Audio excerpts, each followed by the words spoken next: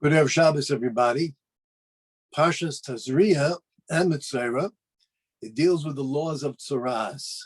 This affliction, which is not attributed to anything of a medical nature, which can affect a person in three ways.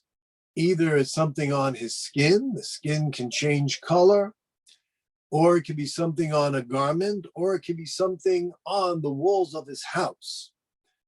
Now, this is not something, walls in a house might have mildew, mold and mildew, but you're not going to see the discoloration that is described in the Torah. And it's only on a house that's in the land of Israel, only if the walls are white.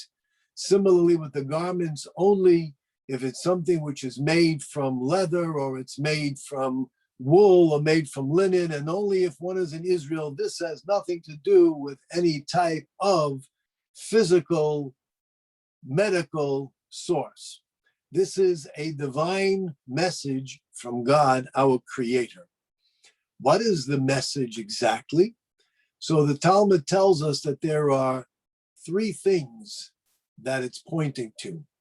Number one, it's revealing the character flaws of Lashon Hara, a person who speaks words about someone else which will cause us to lose our respect for that person.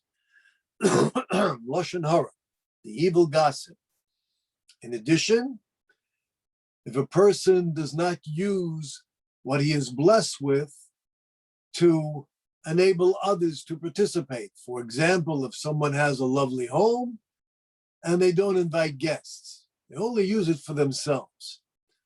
And another reason, if one who is very haughty and arrogant, what we call a balgaiva, he's boastful, he is so concerned and wrapped up in himself.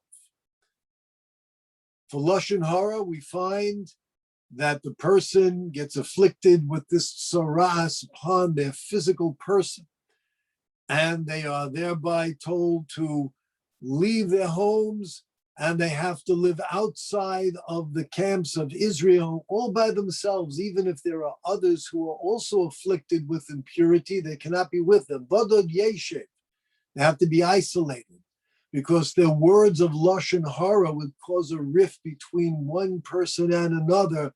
They will experience and sense the meaning of isolation, the lack of love and respect and harmony that we should have. Love our fellow man as we love ourselves. And they were performing in the direct opposite.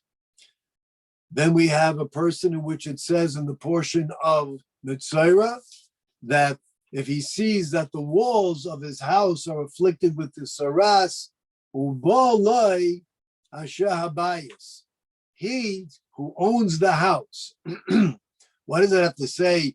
He who owns the house, it should say, and he comes. Who else is going to come? A stranger? The person who it's a personal affliction is going to come to the Kohen to determine what is this discoloration. Is it large enough that it should be a cause of concern? What does it say that he who is the owner of the house tells us that we're talking about a person that the house is his. He uses it for himself. He doesn't open up his doors. He doesn't invite guests. He doesn't make people feel welcome. He wants it all for himself. Sarasayim. This person, the flaw in their character is revealed when they see miraculously discoloration of the walls. And then we have also the element of the arrogance, the one who is so full of themselves. Person, they wear clothing. Everybody, oh, look at that person. Look what they're wearing. Look what she's got. Look how this, look at this. They want people to look. The first thing they see what a person is wearing. Some people will wear clothing and they'll wear jewelry and whatever. And their interest is not just that they should look nice and they should be sheltered and kept warm, but to catch the eye of others. Nothing wrong with looking nice. But we're talking about a person that this is what they live for.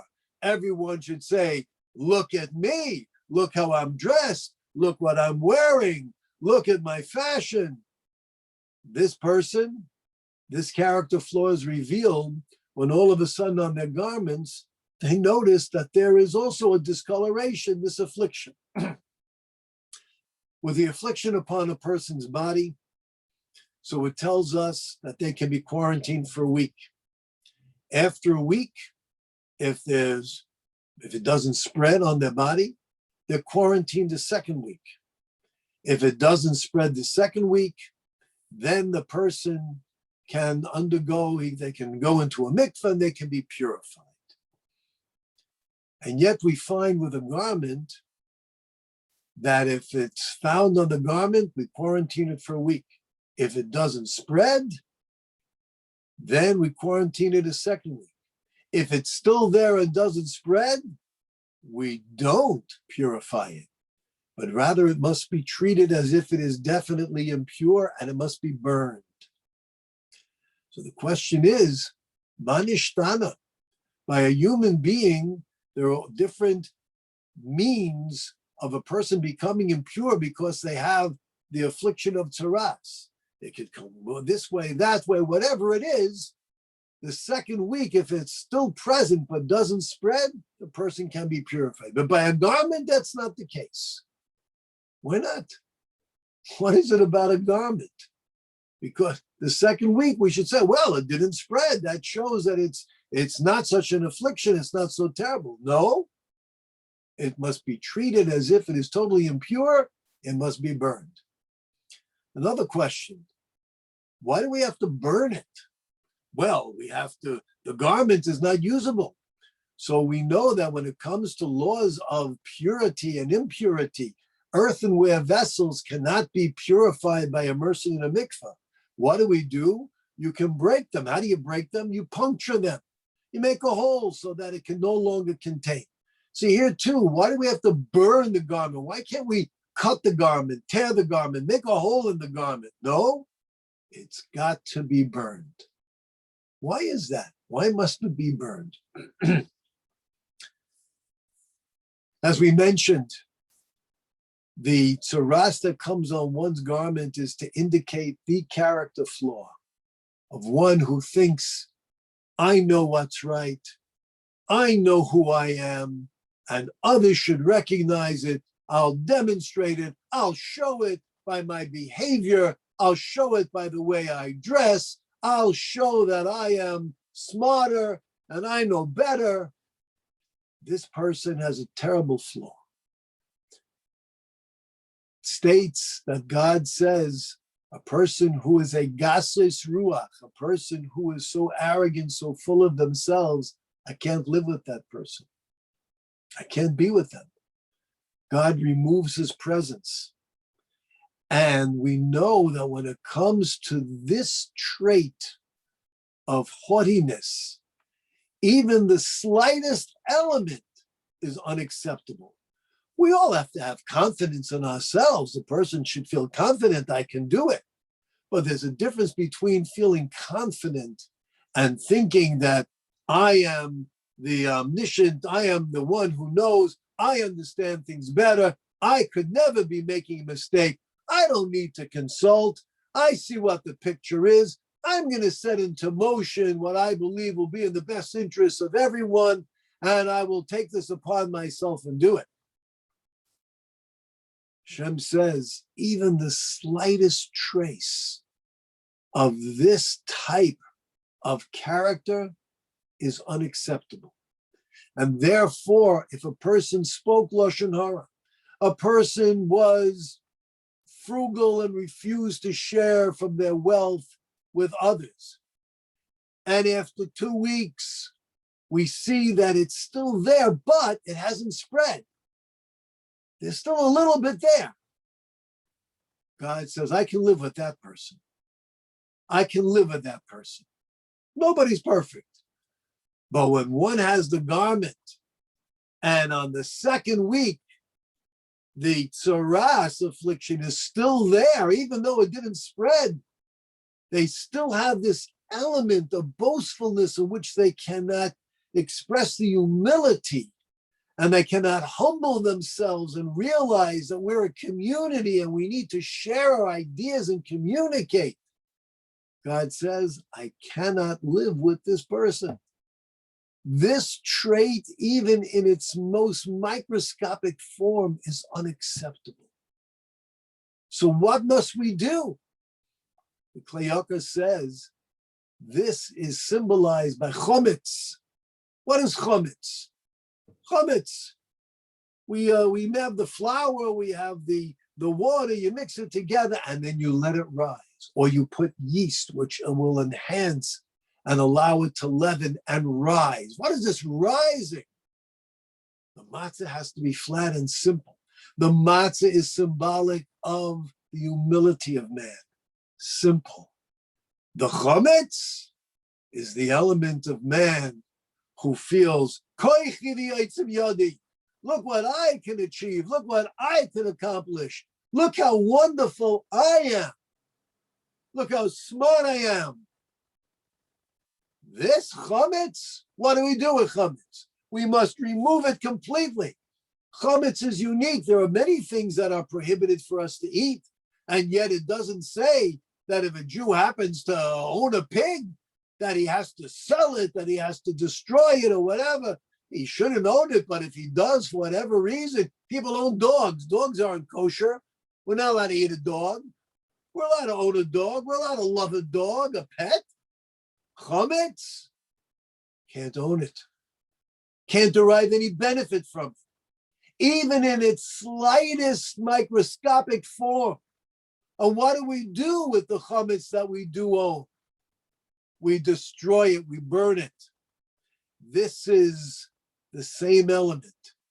The tsaras found on the garment is revealing the chometz that lies within the character and personality of the individual. It is their divine message. There is a major flaw which is going to hinder the person's success and happiness. It's not a punishment. It's as if a person who feels pain, it's a sign that there's a problem medically. Go to the doctor and let the doctor say, we know what it is and we're going to treat it. Here the person has this sign. Go to the Kohen, go to the rabbis, go to the Rosh Yeshiva. There's a problem here. We're going to treat it. This problem of haughtiness, boastfulness, this we have to remove completely. We must destroy it.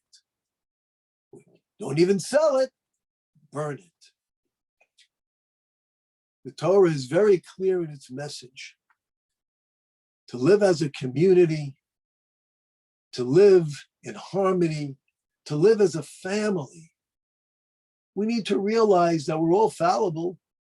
As smart as we are, as accomplished as we are, we can make mistakes.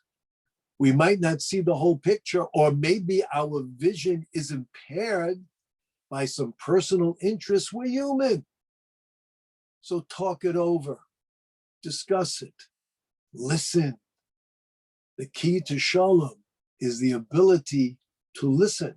Doesn't mean we have to agree, but we can listen and be respectful. This is what the Torah is showing us.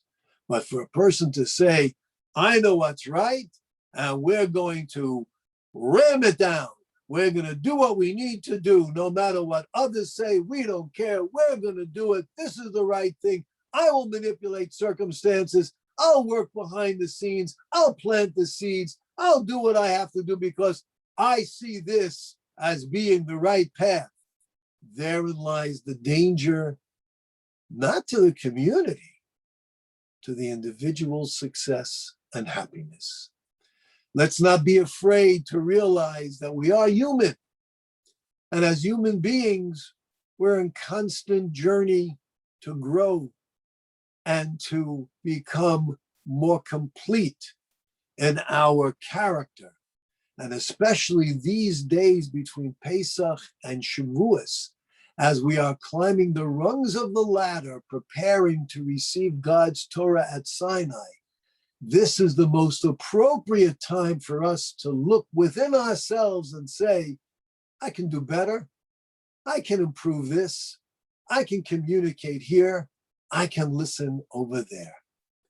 We can achieve this. We can do it. Merit of this, may we have shalom, may we have happiness, and may we have success. Stay healthy, stay safe, and stay Jewish. Have a good Shabbos.